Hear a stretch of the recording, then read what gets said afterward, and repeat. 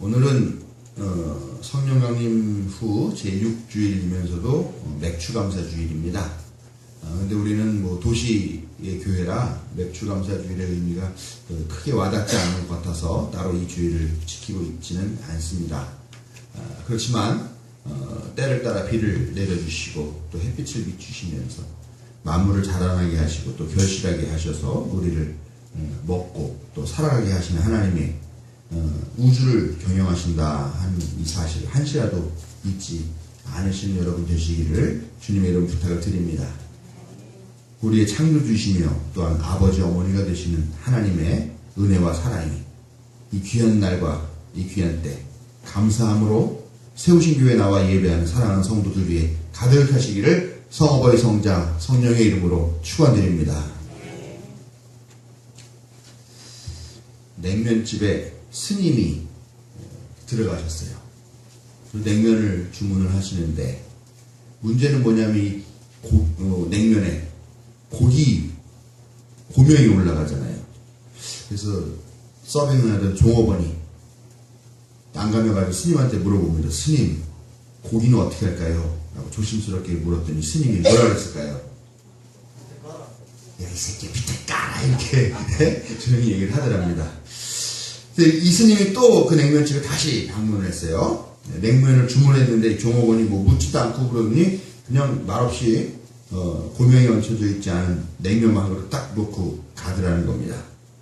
스님이 울컥했어요. 그래서 종업원 불러놓고 야 스님이랑 고기도 안 주는 거야 하고 물어봤더니 이 종업원이 뭐라 그랬을까요? 밑에다 깔았습니다. 생님 이렇게 네, 스님을 형님을 붙여서 생님 이렇게 부르더랍니다. 제가 이렇게 얘기를 하니까 역시 목사가 또 스님을 까는구나, 불교를 까는구나 이렇게 생각하실지도 모르겠습니다. 근데 저는 한번 이런 얘기를 하면서 기독교는 불교를 까고 씹어야 된다라고 하는 그런 편견을 좀 버리시면 어떨까. 목사는 스님을 싫어하고 비하한다 하고 하는 그런 선입견들을 버려야 되지 않겠는가 하는 그런 생각을 한번 해보게 됩니다. 오늘의 설교 제목이 해방의 삶을 사는 신앙인 이렇게 제목을 정했습니다. 그래서 여러분 보시기에 뜬금없이 7월달에 웬 해방이냐 그런 얘기를 하실지 모르겠습니다만 제 목회계획 장부에는 7월은 해방의 달로 그렇게 정해져 있습니다. 여러분 해방 그러면은 뭐가 떠오릅니까? 우리 고딩들 방정혁 해방 그러면 뭐가 제일 먼저 떠올라요?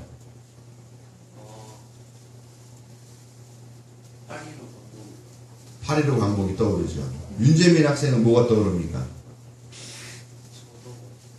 저도 예. 자, 동생들이 8.15 광복을 얘기했어요. 우리 방정빈 학생은 좀 창의적인 대답을 한번 해보세요. 해방하면 떠오르는 단어가 뭐예요? 떠오르는 것. 예. 우리 교회 청소년들은 창의력이 없는 걸로. 예. 예, 맞아요. 해방 그러면 제일 많이 떠오르는 게 어떤 정치적인 거죠.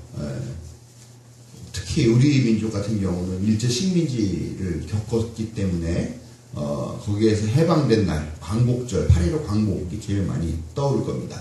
그래도 나는 우리 청소년들이 노예 해방 정도는 얘기하지 않을까 생각을 했는데 우리 뭐 노예 해방도 좀 더 먼 세대의 이야기가 됐을 수도 있겠습니다. 우리는 어린 시절 텔레비전에 봤죠? 그 뿌리 쿤타킨테, 예. 그 쿤타킨테가 태어났을 때 그 아버지인가 할아버지인가 이렇게 아이를 이렇게 번쩍 안고 이렇게 했던 그 장면이 지금도 되게 생생하게 나고요. 또 모카밭에서 이 모카 따는 일을 하는데 이 쿤타킨테 이 집안의 사람이죠. 탈출을 시도했다가 잡혀갖고 와가지고 도끼로 발가락을 다 잘라버리는 그런 끔찍한 장면이 가장 많이 떠오르는 그런 얘기죠. 그리고 해방 그러면 노예 해방 이런 정도로 우리가 떠오르게 되죠. 해방이라는 단어가 저는 마지막으로 들어봤던 게 아마 그때인 것 같아요. 한참 96년, 97년 아마 그때쯤 됐었던 것 같은데 그때까지만 해도 대학 특히 가두 시위를 하는 그런 문화가 있었을 때인 것 같아요. 그래서 그때 김영삼 정부 퇴진, GNP 1%의 교육비 뭐 확보 뭐 이런 걸 가지고 투쟁을 했던 때인 것 같은데, 그때 거리를 나가면은 막 그 종로 그 큰 거리를 다 학생들이 다 점거를 해가지고 거기서 이제 대호를 짜가지고 서 있죠. 그럼 막 페퍼포고를 쏘고 막 하고 그러면은 그냥 푸르게 되는데 학생들이 거기서 막 종이 같은 거를 막 태우면서 그 연기로 이렇게 체류탄 가스를 날려버리기도 하고, 막 서로에게 이렇게 치약으로 눈 밑에다가 이렇게 발라주면서 체류탄 가스 이기려고 하고, 코 밑에도 발라주고 막 그렇게 하면서 거기서 막 이렇게 투쟁가를 부르고 막 그럴 때 뭐라 그러냐면, 야, 여기가 바로 해방구야. 여기에는 경찰도 없고 백골단도 없고 아무것도 없고 우리들이 자유를 누리는 해방구야. 그런 이야기를 했었던 게 마지막으로 들었던 이야기인 것 같습니다. 그것도 벌써 한 20년 지난 얘기가 되어버렸죠. 그렇다면 이 시대에 우리가 여전히 해방이라는 단어를 쓰고 해방이라는 이야기를 할, 그런 주제 이야기를 할 필요가 있겠는가 하는 생각을 다시 한번 해보지 않을 수가 없죠. 여전히 이 시대에는 해방이 필요한 것 같습니까? 여러분들이 보시기에는. 예, 선뜻 대답을 못 해주셔서 감사합니다. 그래야 제가 할 말이죠. 우리가 오늘 이렇게 나와서 예배를 드리고 있는데, 사실은 이 시대에도 여전히 해방이 필요하다라고 생각할 수가 있습니다. 왜냐하면 하나님은 해방자로 우리에게 오셨습니다. 우리가 여전히 이 시대에도 하나님을 믿고 하나님의 이름을 부르짖는데, 그 이유가 뭐냐면은 우리 깊은 곳에서 이미 여전히 어떤 해방의 간절한 소망들을 갖고 있기 때문이 아니겠느냐라는 겁니다. 하나님은 해방자다. 왜 해방자이실까요? 우리 인류가 하나님이라는 존재, 이스라엘 백성이 하나님이라는 존재를 처음 알게 된 때가 언제냐면은 대체적으로 이집트에서 노예들을 해방하는 그 사건이라고 보고 있는 것이죠. 뭐 아브라함의 믿음의 조상이라고도 얘기를 하고 뭐 태초에 하나님이 천지를 창조하면서 아담과 하와를 만들었다고도 하고 그러는데, 그런 것들은 어떻게 보면은 어떤 족장의 이야기들이라든가 아니면 후대에 만들어진 후대에 편집되고 모아진 이야기들이 들어갔던 이야기이고, 실질적으로 하나님이라는 존재를 발견하게 된 것은 이집트들이 노예 해방되고 노예를 탈출하던 그 때로 보는 것이 맞습니다. 그리고 거기서 어떻습니까? 온갖 압제와 고난을 당하고 있던 그 노예들의 그 신음소리를 듣고서 하나님이 그들을 불쌍히 여겨가지고 이들을 내가 이끌어내야 되겠다 라고 하면서 사실은 그 히브리 백성들이 이스라엘 민족이 되고 하는 그런 역사의 과정이 있었던 거죠. 그리고 전체적으로 하나님은 해방의 사역을 좋아하시는 분들이에요. 블레셋과의 그 투쟁이라는 것이요, 뭐 가나안 땅을 정복하느라고 하면서 또 정복하고 난 다음에 다윗 당시에 계속 블레셋과 이 충돌이 있고 대결이 있었고 투쟁이 있었는데, 그것들이 단순하게 보면은요 어떻게 보셔야 되냐 하면은 블레셋과 뭐 땅 차지하기 위해서 싸운 그런 것들도 있지만 사상적인 투쟁이라는 것이죠. 블레셋은 왕 군주를 모시고 그 군주가 독재를 하는 그런 농업 국가였다라는 거죠. 그러나 이 하나님의 공동체는 그런 왕, 인간이 신이 되어서 왕의 모습으로 그렇게 백성을 다스리는 그런 것들을 거부하고 오직 하나님만 모시고 하나님을 왕으로 모시는 그런 체제였다라는 거죠.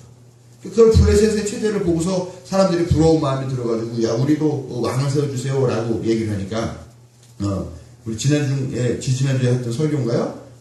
거기 보면은 왕은 이렇게 착취하고 저렇게 착취하고 너네 애들을 데려다가도 또 이렇게 할 거고 뭐 농작물을 얼마나 가져갈 것이고 막 이런 식으로 하면서 왕의 제도를 기본적으로는 찬동하지 않죠. 그러나 백성들이 원하니까 할 수 없이 하나님께서 그 청을 들어주셔서 왕을 세워주는 그런 과정으로 나가게 되는 거죠. 그렇게 하나님이 기본적으로 독재나 아니면 어떤 권력의 독점이나 또 어떤 억압과 또 탄압 이런 것들을 기본적으로 거부하시는 그런 성품을 갖고 계시는 해방자라는 것을 우리가 기억해야 된다는 겁니다. 예수님은 또 뭐냐? 예수님도 역시 해방자이시죠. 예수님이 태어나셨던 시대가 어떤 시대냐? 로마의 식민지로 유대 백성들이 신음하고 또 억압당했던 그런 때죠. 인간의 역사가 수천 년이 되는데 왜 그 기나긴 역사 동안에 왜 예수님은 하필 이스라엘 로마의 식민지 생활하면서 그렇게 압제받았을 때 오셨을까요? 좀 좋은 시절에 오실 수도 있는데 왜 하필 그럴 때 오셨을까요? 저는 그런 것들도 다 하나님께서 갖고 계시는 그런 빅픽처가 아닌가 라는 생각을 하게 됩니다. 하나님은 그렇게 해방의 일, 또 압제당하고 그 압제로 인해서 신음하는 사람들을 위로하는 그런 하나님, 그런 또 하나님의 아들, 이런 모습들을 우리에게 분명히 보여주시기 위한 것이 아니겠느냐라는 것이죠. 예수님도 이 땅에 오셔서 로마와 또 헤롯과 또 유대교의 그런 통합적인 그런 강제와 또 뭐랄까요, 그런 독재와 억압과 하는 그런 것들을 비판하시고 그런 것들을 거부하시고 거기에 저항하셨다라는 것이죠. 철저하게 나눠져 있는 그런 계급 사회죠, 거기가. 그럼에도 불구하고 거기에서 예수님은 계급을 뛰어넘어서 모두가 다 한 형제자매로 한 하나님의 아들, 딸로 그렇게 받아들여졌다라는 것을 선포하신 그런 예수님의 사역을 우리가 또 기억할 수 있다라는 것이죠. 근데 이게 어떻게 보면 상당히 종교적인, 정치적인 거잖아요. 식민지 상황이라든가 아니면은 또 계급적인 어떤 이런 상황이다. 상당히 정치적인 것이었지만 예수님은 그런 것들 뿐만이 아니라 사회적으로나 경제적으로나 종교적으로나 두루두루 다 해방자의 역할들을 감당하시고 요구하셨다는 것이죠. 하나님께서 어떤 일을 하셨습니까? 무엇보다도 경제적으로 억압당한 이들, 가난한 사람들 위해서 그 사람들에게 복음을 선포했죠. 가난한 사람들은 무엇을 받을 것이다? 천국을 받을 것이다. 천국이 너희 것이다. 그런 말씀을 해주시면서 가난한 사람들을 위로하셔요. 또 뭡니까? 가난한 사람들을 억압하지 못하게 법으로 정해놨습니다. 율법의 본문이. 그래서 여자와 나그네와 과부와 고아들을 압제하지 말고 그들을 재판할 때 그들이 힘이 없다고 하여가지고 판단을 굳게 하지 말아라 라고 하는 그런 것들이 성서에 얼마나 반복적으로 계속 나온지 모른다라는 겁니다. 또 그 사람들에게 고리대금 하지 말라고 또 그 율법에 엄격하게 해놨죠. 그리고 돈을 빌려줄 때 담보를 잡지만 담보를 잡을 때 잡지 말아라. 그들이 생활에 필요한 것도 절대 잡지 말아라고 얘기해요. 예를 들면 겉옷입니다. 겉옷을 보통 담보로 잡아가게 되는데 절대 그게 하지 말아라고 금지사항입니다. 왜냐하면 가난한 사람은 그 겉옷이요 상당히 다양한 쓰임새를 갖고 있는 거죠. 무엇보다도 추울 때는 그것을 방한해주는 역할도 하고 잘 때는 그것을 덮고 자는 이불 역할도 해주는 거죠. 그런데 가난한 사람한테 그것마저 빼앗아가면 이 사람이 추위에 덜덜덜 떨게 될 거고 밤에 덮고 잘 이불이 없게 된다는 거죠. 그래서 절대 겉옷을 담보로 잡지 말라고 그렇게 율법으로 규정을 하고 있었죠. 이런 것들이 어떻게 보면 하나님께서 기본적으로 갖고 있는 어떤 이런 사회적인 또 정치나 종교적인 걸 제외하고 나서 또 사회적인 경제적인 그런 부분들에서 하나님께서 해방의 사역들을 또 해방의 그런 전망들을 갖고 계시는 것을 보여주는 이야기입니다. 근데 이런 하나님의 그 뜻을 온몸으로 온 삶으로 받아 안으신 예수님은 또 어떻게 하셨느냐? 예수님은 실제로 그런 율법들 규정들 뿐만 아니라 실제로 오셔서 가난한 자들, 약자들, 어려운 사람들과 함께 사시면서 그들의 상황들을 노연하게 해주시고 해방하시는 그런 역할을 하시고 또 잘못된 그런 권력들 앞에는 저항하는 그런 역할들을 해주셨다는 것이죠. 유대교가 또 종교적으로 얼마나 이 사람들을 억압했습니까? 그런데 예수님이 그걸 가만히 놔두고 보지 않으셨죠.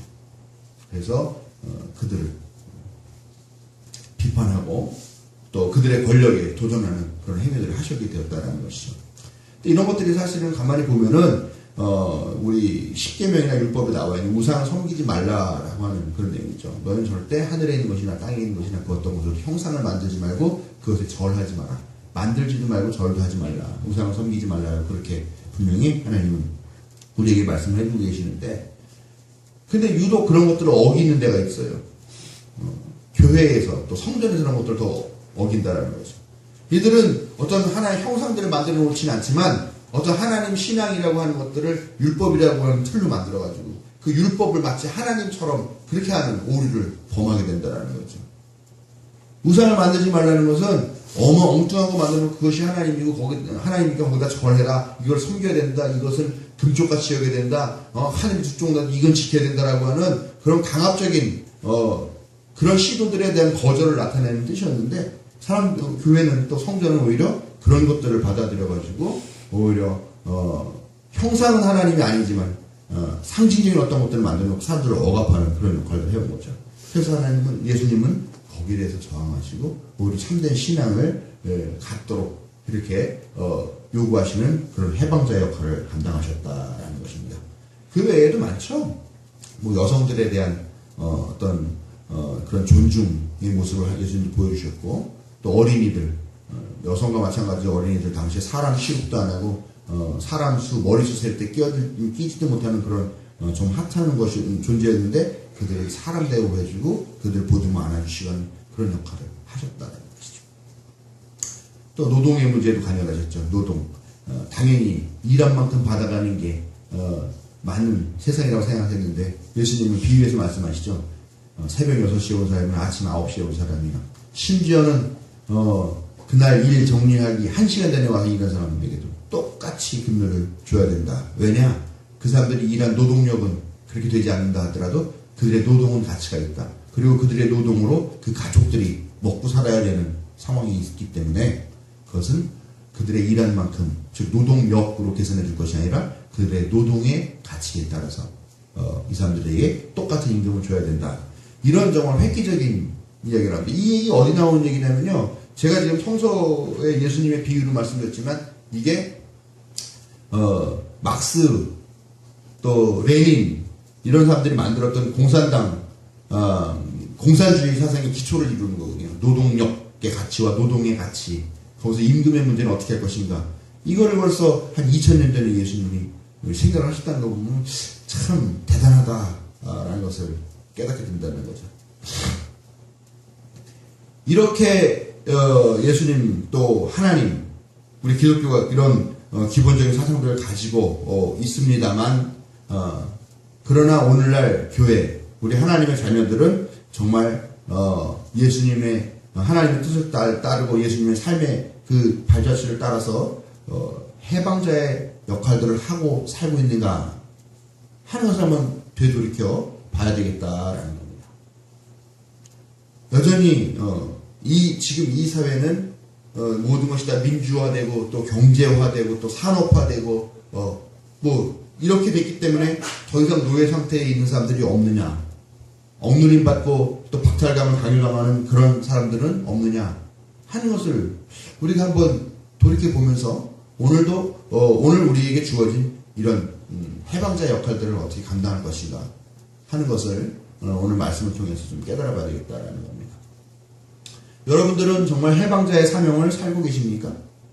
하나님의 자녀로서 또 예수님의 동지로서 하나님께서 또 예수님께서 우리에게 요구하시는 해방자의 삶을 살고 계십니까? 뭐 해방자의 삶을 못 사신다 하더라도 그럼 혹시 해방을 가로막는 억압자의 삶을 살고 계십니까? 네, 저는 솔직히 좀 억압자의 삶을 살고 있습니다라고 생각하시는 분이 있으면 한번 손 들어보세요. 네. 우리 교회 두 분이 계시네요. 양심적인 부분이 두 분밖에 안 계십니다. 요즘 예멘 난민들 이야기가 상당히 심각하죠. 어떻게 생각하십니까, 여러분들은? 예멘 사람들.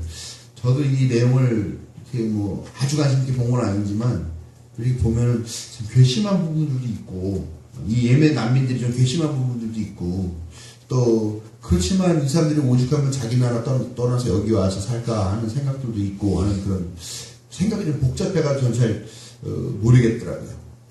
근데 이 예멘 난민 문제가 단순하게 경제적인 차원의 문제뿐만 아니라 뭐 민족적인 문제라든가 인종적인 문제라든가 또 종교적인 문제라든가 이런 거에 대한 차별의 밑바탕에 깔려있는 문제이기 때문에 사실 더 큰 문제입니다. 이게 이슬람에 대한 혐오, 우리가 동남아시아나 같은 아시아인에 대해서 우리가 좀 잘 산다고 되게 비하하는 그런 것들도 있고요. 그 다음에 지금 이 뭐 서아시아나 이쪽에서 겪고 있는 그런 여러 뭐 국가들이 겪고 있는 분쟁들의 원인은 사실은 제1세계와 제2세계가 만들어 놓은 그런 것들 때문에 지금 이런 결과들로 나타나고 있는 것인데 그들도 원치 않는 거죠. 원치 않는 이런 상황들이 벌어진 거에 대해서 그들이 어려움 당하는 걸 보면은 근데 뭐 저는 입장이 분명합니다만 그렇지만 마음 한구석에는 찝찝함이 남아있는 것은 사실이더라라는 겁니다. 왜 제 마음에 그런 찝찝함들이 남아있을까라는 거죠. 제가 목사임에도 불구하고 목사한테 사실 국가가 어디 있습니까? 목사한테 민족이 어디 있습니까? 예? 목사한테 뭐 타종교가 어디 있습니까? 모두 다 똑같은 하나님의 자녀들을 보는 게 맞죠. 그럼에도 불구하고 제 마음에 찝찝함이 남아있는 건 뭐냐? 제가 여전히 해방된 삶을 살지 못하고 있다는 증거가 아니냐라는 겁니다. 저는 여전히 민족이라고 하는 그런 개념에 여전히 완전하게 자유롭지 못하다는 사실을 깨닫습니다. 뭐 제가 이런 뭐 통일 운동도 하고 뭐 인도지원 활동도 하고 하는 그런 문제에서도 마찬가지고요. 민족이라고 하는 개념. 근데 사실 민족이라는 게 뭐가 중요해요? 우리가 천국 가면 다 하나님의 자녀로 용납될 것이고 거기 가면 미국 사람, 프랑스 사람 거기 가가지고 그럴까요? 거기 가서도 언어가 안 통해가지고 영어, 프랑스 말하는 사람 중국말 하는 사람 헷갈려가지고 안 통할까요? 거기 가가지고 뭐 게르만 민족 줄 서, 한민족 줄 서, 중국에 뭐 묘족 쓰고 한족 쓰고 뭐 이럴까요? 사실 다 덧없는 개념임에도 불구하고 여전히 그런 거에 대한 개념들, 그런 거에 대한 어떤 중요하게 생각하는 그런 마음들이 나를 사로잡고 있기 때문에 내가 이런 지점에는 완전히 해방되지 못했다는 것들을 알게 된다는 것입니다. 성차별적인 문제들 요즘 참 많죠. 네갈린이 무슨 페미니 별별 얘기가 다 나오면서 여성 혐오 또 여성 반면에 또 남성 혐오 막 이런 하면서 무슨 충 하면서 뭔가 시끄러운 얘기들이 많이 들리고 있습니다. 모르겠어요. 이걸 또 어떻게 또 제가 생각해야 될지.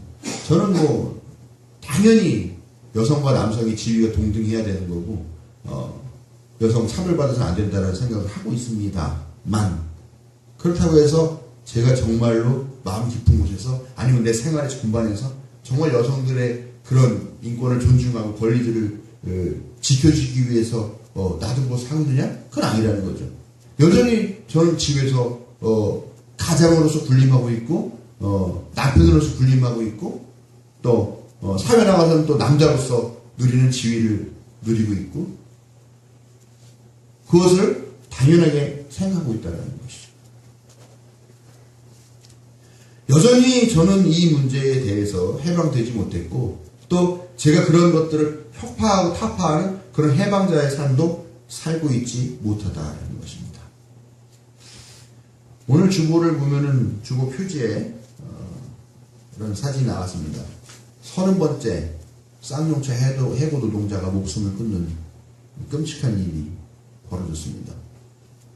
하도 오래된 일이다 보니까 제가 이걸 찾아보다 보니까 그 쌍용차 사태가 2009년도에 있었던 일인 것 같더라고요. 그때 쌍용차 그 공장 옥상에 올라가가지고 막 새총 쏘고 그러면서 근데 경찰들이 그때 그거였죠? 컨테이너 매달아가지고 이렇게 올라가가지고 거기에서 들어가가지고 이 노동자들을 막 두들겨 패고 막 발길질하고 막 그러는 모습들 방송에서 그대로 나왔던 걸 다 보신 기억이 있을 겁니다. 그런데 그 컨테이너가 언제 등장했었어요? 2008년인가요? 예, 용산 참사에도 또 그 컨테이너가 등장해서 이렇게 어떤 사람들을 두들겨 패고 그 사람들을 억압하고 탄압하기 위한 기술들이 이렇게 개발되고 있고 그런 것을 결국은 사람들이 죽어나가게 되는 결과도 나왔고 노동자가 30번째 한 사업장에서 30명이나 되는 사람이 벌써 끌려가고 두들겨 맞고 공권력에서 두들겨 맞고 해고당하고 복직투쟁을 하고 하는 이 과정 중에 생활고를 겪으면서 30명이나 되는 사람이 또 정신적 트라우마 때문에 자살하게 되는 이런 일들이 벌어졌다는 거죠. 과연 우리는 지금 우리가 매일 일상적으로 바라보고 있는 그런 생활의 달콤함들과 또 우리 자신을 편안하게 해주는 그런 권력과 또 그런 환경들에 젖어 있으면서 여전히 해방되지 못한 사람들이 겪고 있는 그 신음과 그 탄식 소리를 외면하면서 이렇게 살아가는 것이 과연 정당한 것인가 하는 이런 문제들에 대해서 정말 진지하게 이 한 달을 보냈으면 좋겠습니다. 우리가 얼마나 많이 관습과 관성에 대해서 삽니까?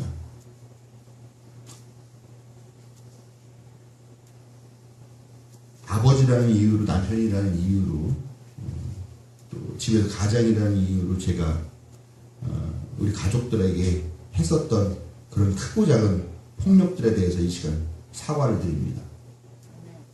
앞으로는 안 하도록 노력하겠습니다.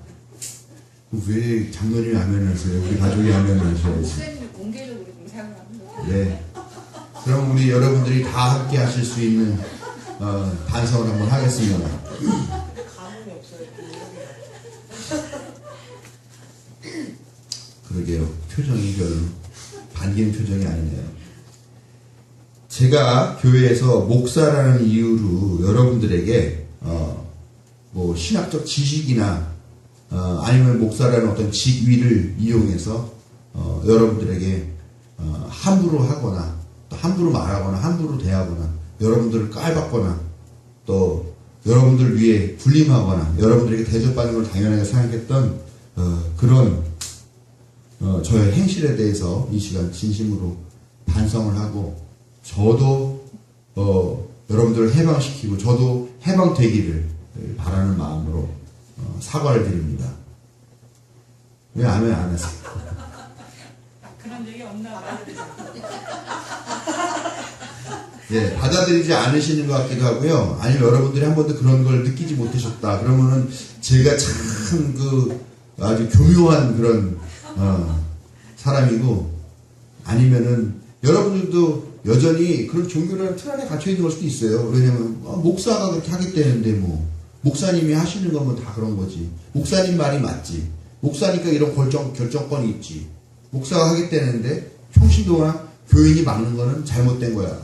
여러분들 또한 역시 그런 어떤 그런 선입견, 그런 관성, 그런 관습에 노예가 되고 있는 것은 아닌가 하는 생각을 한번 해보게 된다는 것입니다. 우리가 살면서 당연하게 여겼던 것들, 또 그런 당연한 것들이 이 현상을 유지시켜주고 질서를 유지시켜주는 것들, 그런 것들, 그래서 당연히 그걸 정상이라고 생각했던 그런 것들이 사실은 정상도 아니었던 것이고, 우리의 자유와 권리를 박탈하는 그런 것들이었다라는 것입니다. 예수님이 끌려가서 십자가에 못 박혀 돌아가신 이유가 그거잖아요. 그 당시에 너무나 당연했던 것들, 남자는 하늘, 여자는 땅, 어른은 연장자는 하늘, 아이들은 땅, 사람 취급도 안 하고, 유대교인 최고, 이방 종교인들 나쁜 놈들, 또 유대 민족 최고, 이방 민족들 다 죽여도 되는 것들, 없어져도 되는 것들, 유대교 최고 제사장, 유대교 율법도 지키지 못하는 가난한 사람들, 뭐 병자들, 이런 사람들은 그 사회 공동체에서 받아들이지 못하는 그런 존재들, 이런 것들이 그 시대를 지탱해 준다고 생각했고 믿어졌던, 그래서 그걸 관습이라고 믿었고 거기에 관성을 갖게 된 그런 억압하는 논리들이었는데, 그런 것들 그대로 다 받아들이고 노예 생활로, 노예와 같은 생활을 하면서도 거기에 머리를 조아리고 살았던 거죠. 근데 예수님은 거기에 대해서 도전한 거죠. 그건 아니다. 그거는 하나님의 뜻도 아니다. 그런 민낯을 다 까발렸다라는 것입니다. 오늘도 여전히 그런 관성과 관습들이 우리 안에 있다는 거죠. 근데 지금 살아가고 있는 시대는 어떻습니까? 지금 이 시대를 나타내는 말, 지금 현대입니까? 지금 현대 사회입니까? 현대 시대입니까? 아니에요. 지났습니다. 포스트 모던이에요. 현대를 이미 지나가 있는 그런 시대예요. 근데 그것도 아닙니다. 지금은 포스트 모던 시대라고 또 이해를 합니다. 정말 가치들이 다양해요. 옛날에는 뭐 무조건 어떤 거 하나 원칙 있으면 그게 최고였지만 지금은 원칙이 많아요. 예? 이런 시대, 과거의 가치들이 해체되는 이런 해체의 시대, 이런 시대에 우리는 과연 해방대로 살고 있는가? 우리는 해방된 사람인가? 우리는 이 해방하는 사람은 혹시 아닌가?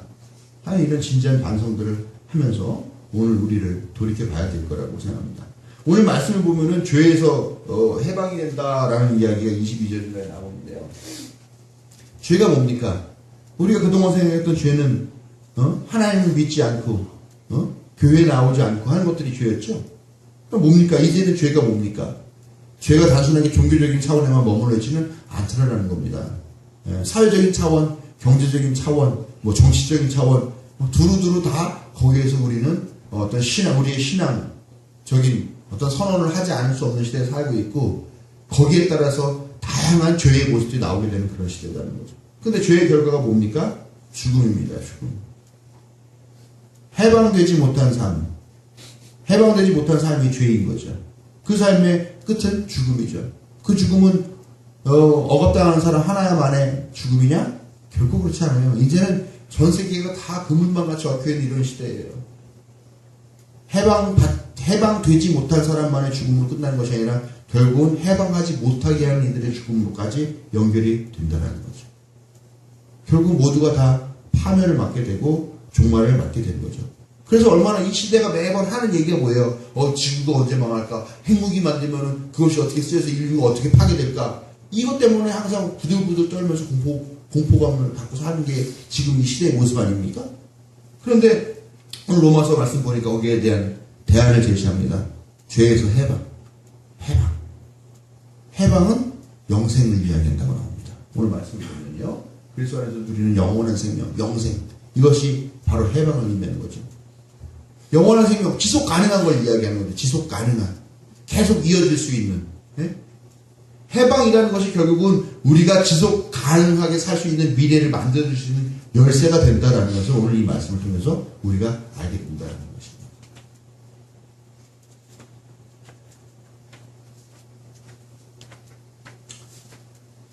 우리가 그동안 신봉하고 절대 포기할 수 없었다고 생각했던 그런 많은 가치들, 한번 우리가 지금 그런 것들이 오히려 나를 갉아먹고 나를 자유롭게 하지 못하고 나의 권리를 박탈하는 그런 가짜가 아니었는가 하는 이런 해체주의적인 발상들을 한번 해보시면 어떨까요? 나는 가끔 우리 집사람이 일탈을 한번 해보면 어떨까 하는 생각을 해봅니다. 말 없이 집에는 안 들어오는 거예요. 그냥 연락도 없이 전화도 안 받고. 그래서 가끔은 한번 그렇게 가사와 또 육아의 어떤 그런 거에서, 근데 뭐 또 꼭 그거 엄마 역할 안 한다고 뭐 하늘이 무너지는 건 아니지 않습니까? 아빠 노릇 안 한다고 하늘이 무너지는 거 아니지 않습니까?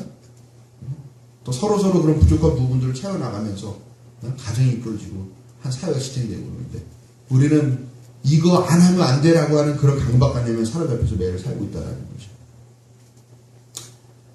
한번 그런 도전들을 해보고 도전들을 받아보는 그런 한 달로 살면은 우리 삶이 어떨까 하는 이런 도발적인 제안을 제가 여러분들에게 해봅니다.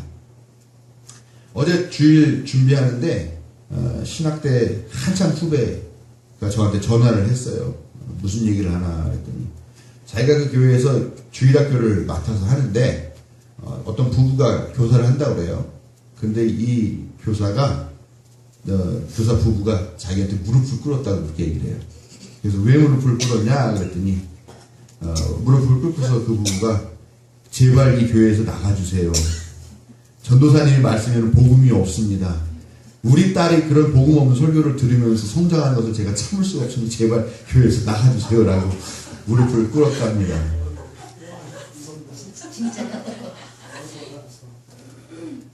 예. 저는 참 좋은 분들이랑 같이 모시고 있습니다. 다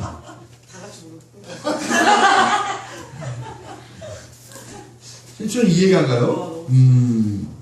복음을 신학 대학에서 6년 이상 배우고 온 사람한테 당신의 설교에는 복음이 없다라고 얘기한다고요.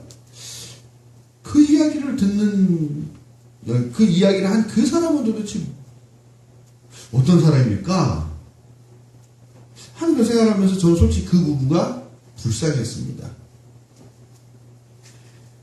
지금 시대가 달라졌고 복음을 해석하는 것도 다르고 그 복음을 살아내야 되는 방식도 다 다르죠. 그런데 우리의 전 세대 우리보다 한 30년 정도 20년 정도를 저 이전에 살던 그분들이 그 시대에 통용됐던 그런 복음들, 그런 신앙의 모습들, 그런 것들에 대해 자기가 세뇌돼가지고 지금 계속 우리가 새로운 신앙의 시대에 직면했습니다라고 설교하는 그 사람의 설교를 오히려 당신 설교는 복음이 없어요 라고 말하면서 당신 나가주십시오 라고 말하는 이런 사람 참 불쌍하다, 안 됐다. 저는 과거의 신앙의 노예처럼 그 사람들이 보였습니다. 사실 그들에게는 신앙을 선택할 권리도 있고 그 복음을 자기가 어떻게 받아들일 수 있는 방식으로 새롭게 해석할 수 있는 그런 권리도 있고 또 그런 복음을 자기 살면서 좀 이렇게 무겁게 지고 가는 것이 아니라 그걸 누리면서 할 수 있는 그런 자유도 있었습니다만 그 사람들은 그걸 거부하고 그저 노예처럼 자기들에게 그런 권리와 그런 자유가 있다는 것을 모르는 채 포기해버린 게 아닌가 하는 그런 안타까운 마음들이 들더라는 것입니다. 우리는 해방자의 삶을 살아야 하지만 종종 해방을 방해하는 존재로도 또한 살고 있습니다. 계속 드린 말씀입니다. 남자로서, 아버지로서, 목사로서, 직장의 관리로서, 또 선배로서 해방이 아니라 강요하고 나의 뜻을 드러나지 않게 그렇게 관철하려고 그렇게 군림하면서 살았던 것은 아닌지 반성하지 않을 수 없다. 해방자가 아니라 해방의 회방자가 되지 않고 그렇게 살았던 것은 아닌가. 한번 이 시점에서 민감하게 우리가 반성하면서 노력하면서 살기를 바랍니다. 그리고 무엇보다 우리가 무엇으로부터의 해방뿐만 아니라 무엇으로의 해방을 누려야 되겠다라는 겁니다. 우리를 얽어매는 조건들이 한두 끝도 없죠. 근데 이거로부터 해방, 이거로부터 해방, 성차별을 해방, 민족주의로부터 해방, 무슨 노동 해방, 계급 해방, 무슨 해방. 그런 해방들이 참 많이 있습니다만 결국 그 끝은 무엇이냐라는 겁니다. 계속 새로운 것들이 만들어져요. 우리 아주 옛날에 여성 해방 같은 건 없었죠. 노동 해방 이런 것도 없었어요. 근데 점점 세분화되면서 그런 것들에 대한 우리 갈망들이 나타나게 되는데 그렇기 때문에 무엇으로부터의 해방이라는 것은 한두 끝도 없게 된다는 거죠. 그러나 무엇으로의 해방은 뭐냐? 하나님의 사랑과 정의로의 해방이라는 거죠. 우리가 그 원칙만 분명하게 지켜낸다고 한다면 우리는 결코 회방자가 아닌 해방자로서 살아갈 수 있다는 것을 명심해야 되겠습니다. 우리의 해방은 모든 억압과 강요, 박탈로부터의 해방이지만 또한 하나님의 사랑과 정의로의 해방이 되어야 하는 것을 기억하시고 그것이 궁극적 예수 그리스도의 해방임을 믿고 따르시는 여러분이 되시기 바랍니다. 해방의 삶을 사시는 여러분들에게 하나님의 인도하심과 격려하심이 항상 함께 하시기를 축원드립니다.